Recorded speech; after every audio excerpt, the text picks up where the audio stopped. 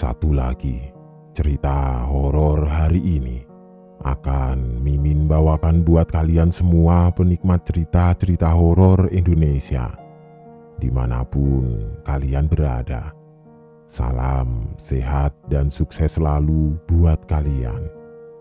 Dari akun Twitter Payung Hitam, sebuah kisah horor berjudul Penghuni Mimpi. Semoga bisa menghibur teman-teman semua, menemani waktu senggang. Selamat menyimak dan semoga kalian suka. Salam horor.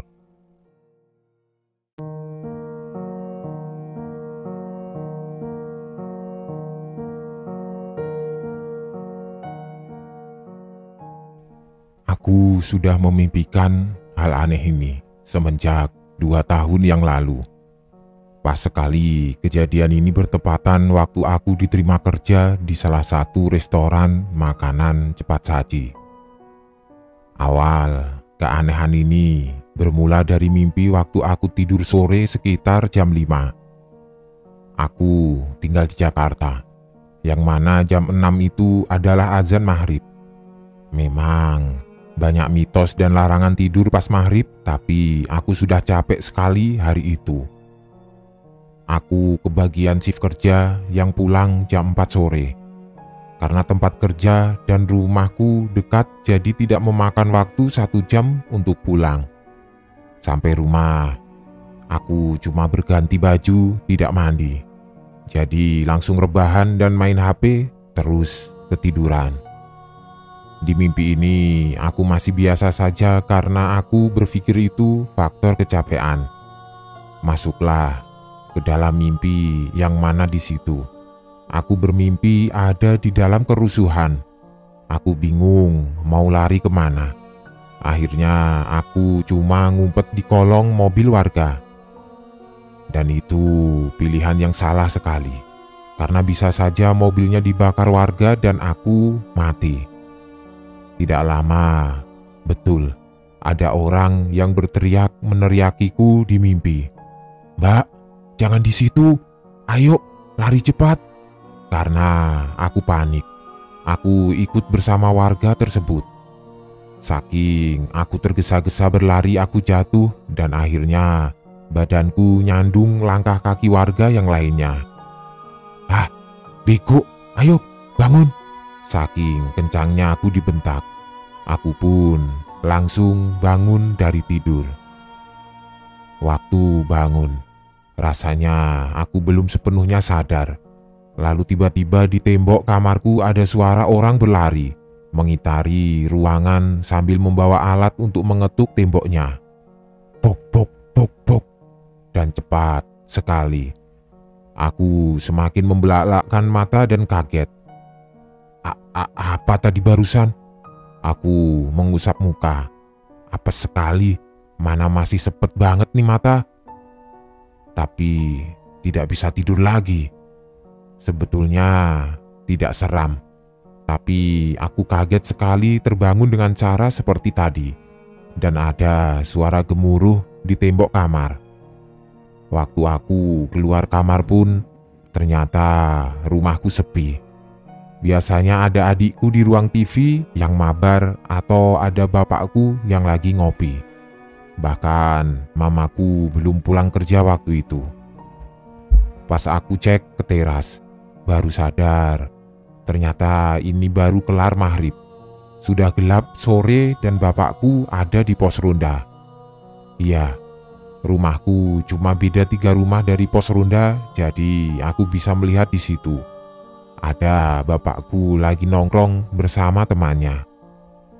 Akhirnya aku masuk lagi dan siap-siap mandi. Hari ini mimpi yang tadi masih berlanjut ternyata.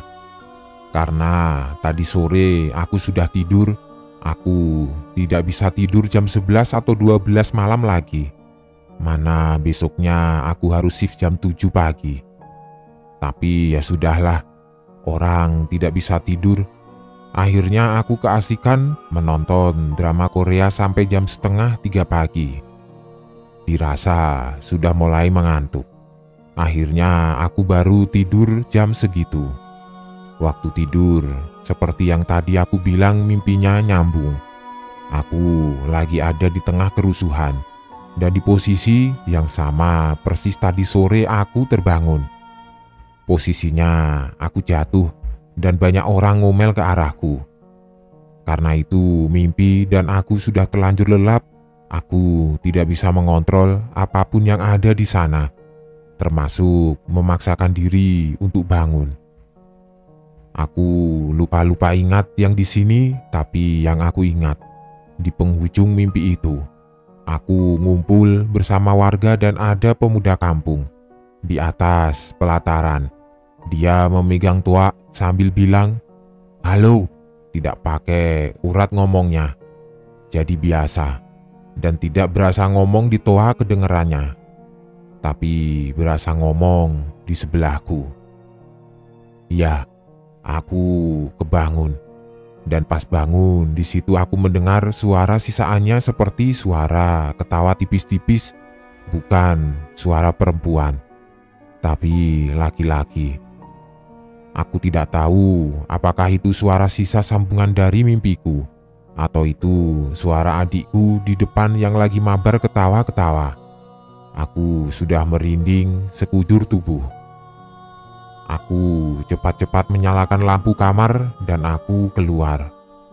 Aku melihat di ruang tamu sudah gelap gulita. TV sudah mati dan adikku sudah tidur pulas bersama bapakku di depan TV. Ya, adikku sudah SMP, tapi belum punya kamar jadi tidur di depan TV. Aku bisa melihat jelas muka adikku kesorot lampu dari kamarku. Sudah mangap tidurnya. Masa sih adikku pura-pura tidur?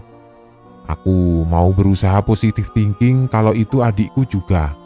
Tidak bisa. Itulah awal kejadian mimpi burukku yang aku alami hampir setiap hari. Sampai detik ini aku bercerita. Akhirnya saking seringnya aku bermimpi buruk, aku sampai terbiasa menghadapi dan melihat hal-hal yang aneh. Aku juga sering ketindihan, rep-repan. Sudah include semua masalah tidurku jadi satu. Aku akhirnya berpikir apa aku terlalu stres dan capek fisik. Tidak juga. Aku orang yang easygoing, pasrahan. Aku juga jomblo tapi bahagia sekali. Keuanganku cukup, kerjaku cuma jadi kasir yang capeknya tidak bakal seperti kuli bangunan. Selama ini hidupku flat saja. Tidak ada masalah dan juga tidak terlalu bahagia. Aku juga tidak pernah mengalami hal aneh di hidupku selain mimpi-mimpi ini. Selama dari mimpi pertama yang aneh itu, muncul banyak mimpi-mimpi pendek, seram dan juga aneh. Karena pendek, aku tidak begitu ambil pusing. Tapi yang anehnya, sekarang aku malah tidak pernah sama sekali mimpi indah. Padahal berkegiatan seharian sudah capek. Niat istirahat bukannya memulihkan tenaga malah tambah capek. Pernah juga suatu ketika, belum lama dari mimpi aneh pertama di 2 tahun yang lalu, di kehidupanku yang masih flat juga dan masih positive thinking soal apa yang aku alami. Di saat itu aku berpikir, oh, aku cuma butuh liburan. Karena di dalam mimpi itu, aku posisinya ada dalam janji bersama seseorang yang tidak aku kenal. Dia di mimpi itu perannya teman lamaku. Aku lupa namanya, dan perawakannya pun aku tidak pernah lihat sebelumnya, asing sekali. Dia laki-laki dan kelihatan umurnya lebih muda. Di situ kami mau jalan-jalan ke daerah yang tidak jauh dari kampung halaman dia di Jawa Timur. Katanya di sana ada taman dan tempatnya asik untuk menenangkan diri. Dalam mimpi itu aku iyakan ajakannya. Kami ke sana berdua naik sepeda motor dengan jalanan yang tidak begitu rata.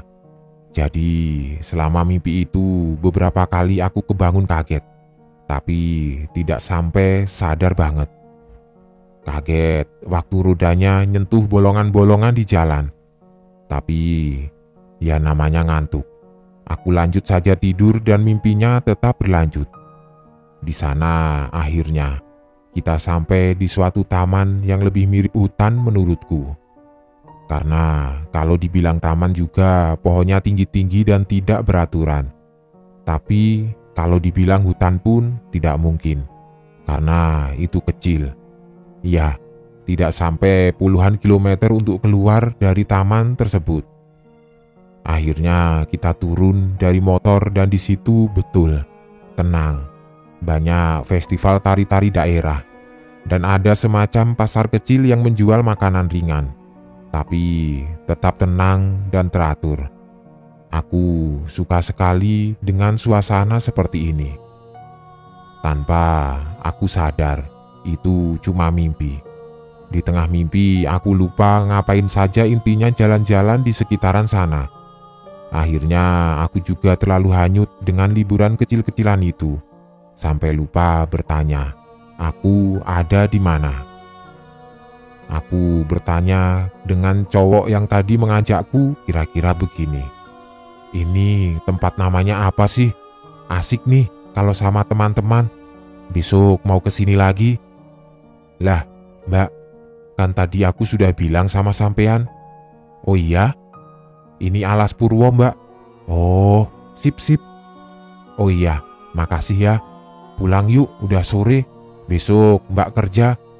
Sampai di situ percakapannya. Aku ingat di dalam mimpi itu mau jalan menuju motor kami, tapi tidak kunjung sampai ke parkiran. Perasaan tadi tidak jauh dan tamannya juga tidak besar sekali. Waktu di tengah jalan, cowok yang tadi jalan di belakangku terus memanggil begini, "Mbak, jangan pulang dulu." Aku menengok. Pas aku lihat dia sudah ganti pakaian. Dia dandan seperti perempuan dan kayak mau pentas nari. Aku tidak tahu nama tariannya apa, tapi benar-benar pakai baju daerah, di pinggangnya ada selendang, disanggul dan riasannya cantik, pakai bedak dan lipstik semacamnya. Aku pikir, kapan dia dandan? Dari tadi perasaan kami beriringan. Kok pakai begituan sih cowok? Kataku. Rasanya pengen ketawa karena aneh saja menurutku. Terus dia bilang lagi, "Jangan pulang dulu." Aku bertanya, "Kenapa memangnya? Sudah sore loh, pasar juga sudah mau tutup." Lama-lama di situ aku semakin ngeri dan aku berusaha bodoh amat. Akhirnya aku setengah lari jalan menuju parkiran yang semakin lama dilihat-lihat mustahil bakal sampai. Karena benar-benar semua terhampar hutan tanpa ujung. Ini ada yang tidak beres. Kenapa aku tidak boleh pulang dan dia ganti baju secepat itu? Setengah berlari, sampai aku pun akhirnya lari beneran. Sekuat tenaga, tapi aku masih di tempat yang sama. Semacam sudah berusaha lari kencang tapi di situ-situ saja. Melaju tapi pelan, seperti pakai treadmill. Di sana akhirnya aku memilih memanjat pohon untuk melihat dari ketinggian sebenarnya aku ada di mana dan di mana parkiran tadi. Konyol, tapi namanya mimpi. "Mbak Jo, pulang dulu, angel tenan," teriak cowok yang tadi waktu aku sudah setengah memanjat pohon. Yang artinya dia bilang, "Jangan pulang dulu, susah sekali dibilanginnya." Begitulah kira-kira. Tapi suaranya jadi perempuan yang melengking begitu, sambil mengibas-ngibaskan selendangnya menyuruhku turun. Jadi gerakannya seperti perempuan manja. Waktu aku kaget diterakin dia, aku sedang menghadap ke bawah. Waktu aku mau melanjutkan memanjat pohon, tiba-tiba semua putih karena silau ada sinar matahari senja di atas. Dan akhirnya aku terbangun. Waktu bangun, Aku merasa capek sekali. Kakiku pun sakit berasa memanjat pohon beneran. Betul-betul seperti nyata mimpinya. Aku cuma duduk bengong dan ke dapur mengambil air putih untuk menenangkan diri. Aku minum. Sambil merenung, aku ingat satu nama tempat itu. Iya, Alas Purwo. Kenapa aku memimpikan Alas Purwo? Apa itu Alas Purwo? Siapa anak yang tadi mengajakku ke sana? Kenapa dia dandan seperti perempuan? Siapa nama anak tadi? Berjuta pertanyaan dan kesimpulan yang membuat aku berpikir malam itu. Tapi tidak ada perasaan paling menonjol. Selain kesal sekali, kakiku jadi sakit. Waktu itu aku paksa tidur lagi supaya rasa sakitnya hilang besok. Lagian hari pun belum terang. Aku lupa jam berapa, intinya aku tidur lagi. Setelah bangun, kakiku sudah kembali normal, tidak sakit. Cuma meninggalkan lebam biru kehijauan di area mata kaki. Sampai akhirnya, baru saja seminggu yang kemarin setelah mimpi 2 tahun lalu, salah satu tetanggaku yang suka ngerumpi bersama mamaku asik bercerita di ruang tamu. Tidak sengaja aku menguping. Dia mimpi dibawa ke tempat yang asing tanpa dia tahu nama tempat itu sebelumnya. Bahkan dia bukan orang sana, tinggal pun di Jakarta. Pokoknya nama itu asing tapi dia ke sana. Setelah itu dia sakit selama 1 bulan. Tidak sakit parah, tapi sering muntah dan demam. Seperti biasa, karena dia capek berobat ke dokter, dan tetanggaku juga bukan orang mampu, jadi buat ongkos ke puskesmas pun sulit. Akhirnya, dia datangkan saudara dari kampungnya untuk mendoakan supaya lekas sembuh. Juga saudaranya ini mengerti dengan hal-hal begituan. Katanya tetanggaku ini telah merogoh sukmo, alias jiwanya sudah jalan kemana-mana ke tempat lain waktu ia tidur. Aku kaget mampus, beneran. Kaget karena apa yang dia alami persis kejadiannya dengan yang aku alami 2 tahun yang lalu. Kenapa aku ingat sekali? Iya, karena itu pertama kali yang unik di mimpiku seumur hidup. Yang aku tidak tahu tempatnya dan namanya, tapi aku ke sana di mimpi itu. Selama 2 hari dari kisah tetanggaku itu, aku mau mencari tahu tapi sulit sekali. Mengingat nama Alas Purwo, benar-benar tidak lupa.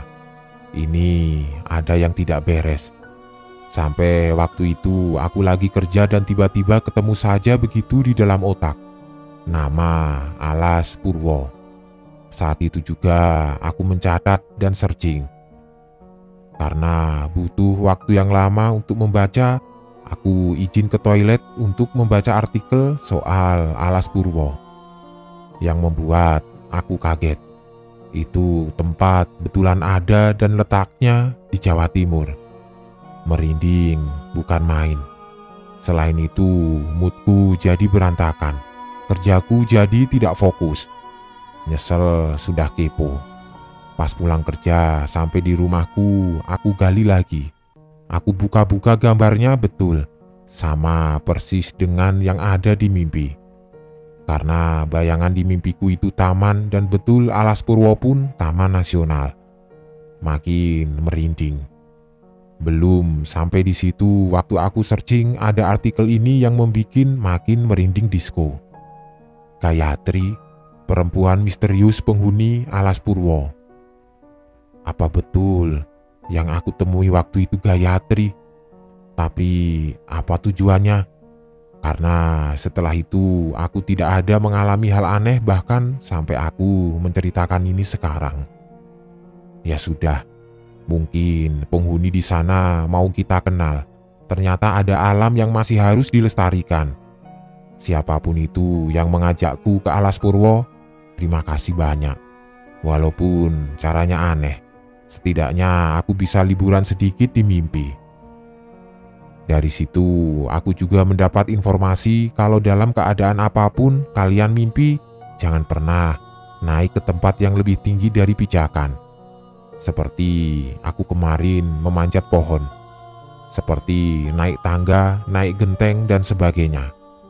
Karena sebetulnya kita lagi di ambang maut, alias kalau kalian sudah berhasil naik, tandanya tewas sudah kalian.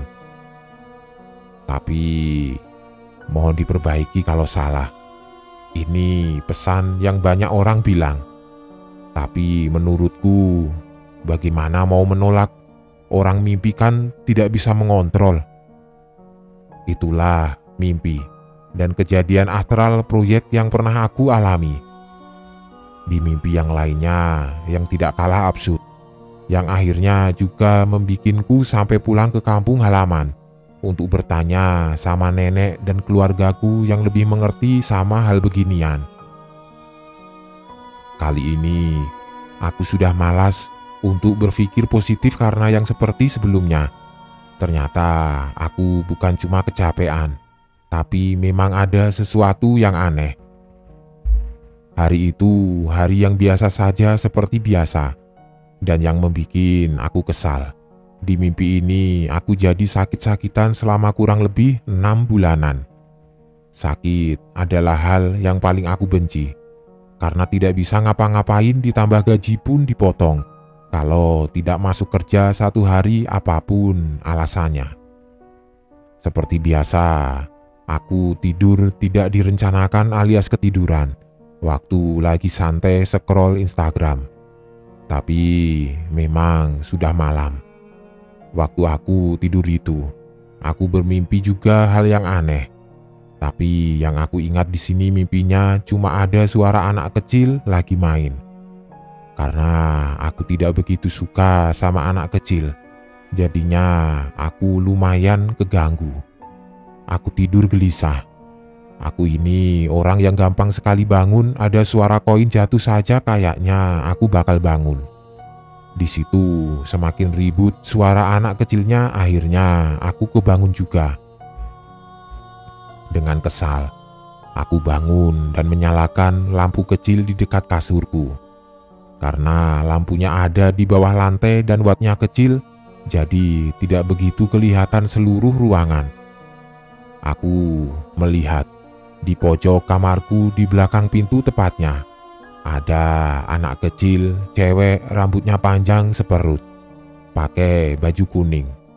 Sedetail itu aku mengingat karena dia benar-benar ngeganggu. Dalam hati ini, siapa sih bocah main tengah malam? Tapi pas dia menengok, mampus, kaget aku. Itu aku waktu kecil, mukanya aku. Dan baju yang dia pakai pun punyaku. Mukanya biasa saja. Tapi kenapa bisa itu aku? Dia pun jalan ke arah kasurku, duduk di pinggiran yang mana saat itu posisiku tidur terlentang. Jadi dia duduk di atas kaki. Aku mau meminggirkan kakiku. Iya, dipinggirin karena anak itu mau duduk. Tapi aku sama sekali tidak bisa menggerakkan kakiku, berat sekali. Pas pantat anak itu menduduki kakiku, rasanya dingin sekali. Dia melihatku juga. Terus aku mendengar ada suara kerbau kencang sekali dan panjang bunyinya. Tahu kan, suara kerbau atau sapi? Ini panjang suaranya. Aku bingung suara apa itu. Tapi waktu aku mendengar itu, anak kecil itu pun ikut kaget. Dia sontak menengok. Dia juga menengok ke arahku lagi sambil melototin aku seakan mau ngasih tahu sesuatu. Tapi dia tidak bilang apa-apa. Dari kegelapan, aku melihat di sana ada semacam bapak-bapak tapi kakinya burung atau ayam, sejenis itulah. Asli ini aneh sekali. Tadi suara kerbau tapi yang datang manusia, cuma kakinya burung. Ada-ada saja. Akhirnya anak tadi lari ke arah orang itu dan perasaanku merasa bersalah. Takut setengah mampus. Mau kemana anak itu dibawa? Beberapa detik setelah itu aku mendengar suara kerbau lagi, sampai akhirnya kakiku dan sekujur badanku bisa digerakkan. Begitu bangun, aku cepat-cepat wudhu, karena aku bingung mau ngapain lagi. Sudah kelewat seram. Aku juga bukan orang yang terlalu agamis, tapi aku tetap sholat. Aku tidak berdoa apapun, wudhu saja. Selesai wudhu, aku menangis beneran bingung aku kenapa bisa begini. Dan kisah anak kecil tidak cuma sampai di situ. Belum lama setelah itu aku juga bermimpi di siang hari bolong. Aku sudah ada janji dengan temanku untuk datang ke rumahnya, karena aku lagi libur bekerja. Biasanya aku main kemanapun lah, itu biasanya tujuannya hanya jajan. Ternyata waktu itu aku tidur cuma sebentar, sekitar jam 11 siang sampai jam 3 siang. Tapi waktu terasa begitu lama sekali. Awalnya di sini aku tidak bermimpi, tapi aku lagi tidur saja. Cuma ada sesuatu yang mengganggu tidurku. Kasurku berasa diinjek-injek oleh seseorang. Taulah, kasur kalau diinjak orang pas kita lagi tidur. Tapi semakin lama itu semacam orang loncat-loncatan di atas kasur. Aku semakin risih, kepengen negur, tapi aku tidak bisa bangun. Dan ini kusimpulkan sebagai rep-repan. Tapi posisinya aku tidur setengah telungkup alias miring sambil memeluk guling. Karena aku sudah kesal sekali, aku berusaha menengok. Tapi tidak bisa menengok juga akhirnya. Tapi aku merasa ada yang duduk di pinggangku. Semacam kain kasar yang dipakai oleh sesuatu itu. Dan tidak berat sama sekali. Betul saja. Pas aku bangun, ada anak kecil duduk di pinggangku. Mau aku marahin, anak itu lari keluar. Akhirnya aku kejar. Tapi seperti sekejap sekali anak itu hilang. Akhirnya di depan ada mamaku lagi duduk bersama temannya. Aku di situ kelihatan panik karena ditanya, "Kenapa, Fatma?" Sama mamaku. Aku akhirnya menangis sejadi-jadinya setelah menjelaskan anak kecil itu ternyata masih ngumpet di balik pintu ruang tamu dan dia lari ke arah kamar mamaku terus ngumpet di kolong kasur. Akhirnya mamaku bertanya dengan anak itu, Adik, siapa namanya? Jangan ngumpet di situ, berdebu." Anak itu diam saja sambil cengengesan, cengar-cengir ketawa tipis. "Rangga," kata anak itu. Aku masih ngeri melihatnya, padahal wujudnya anak kecil pada umumnya. "Sini Rangga, nak, keluar yuk," kata mamaku lagi. Pas keluar dari kolong, anak itu tiba-tiba saja menyerangku yang lagi di depan pintu, ngelihatin mamaku lagi ngebujuk dia. Dan di situ juga aku bangun. Sialan, tadi ternyata masih mimpi. Bisa bayangin kan kalian bagaimana capeknya ada mimpi di dalam mimpi. Aku masih kesal dan bingung di saat itu. Aku benar-benar tidak mau memikirkan aneh-aneh lagi. Pokoknya hidupku harus fun. Oh iya, di mimpi itu juga aneh. Karena mamaku bisa sepeduli itu padaku. Padahal kita di dunia yang asli jarang ngomong. Malah kayaknya aku tidak pulang seminggu saja tidak bakal dicariin. Akhirnya, karena saat itu sudah hampir Lebaran haji, aku pulang ke kampung. Niatnya tidak pulang kampung.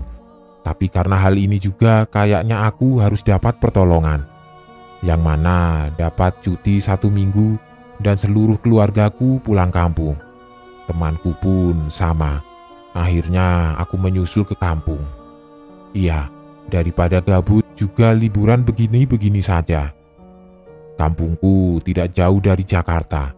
Makanya tidak perlu booking tiket dan perencanaan yang matang. Berangkatlah dan sampai sana aku liburan seperti biasa. Kangen suasana kampung karena masa kecilku di kampung dan dititipkan ke nenek. Nenekku pun bangga melihat cucunya sudah besar dan bisa mencari uang sendiri. Seperti biasa, aku diceritain bagaimana masa kecilku dulu. Tapi nenekku bilang, ada yang aneh dariku. Aku tidak seperti dulu lagi. Pikirku, ya maklum, karena aku bertambah dewasa. Tapi ternyata tidak. Kayaknya aku tidak sendirian lagi menurut dia. Mungkin nenekku ini maksudnya menyindir atau mau membuka omongan tentang jodoh atau pacar. Tapi ya aku tidak melanjutkan omongannya tentang itu. Hari kedua di kampungku, kulalui lagi bersama malam yang aneh dengan mimpi yang menurutku sama seperti yang sudah-sudah. Di mimpinya waktu itu, aku cuma lagi berjalan-jalan di sekitaran kampung di malam hari. Tapi karena hujan, aku berteduh di pendopo dan juga ada tukang nasi goreng di situ. Cuma aku berdua saja.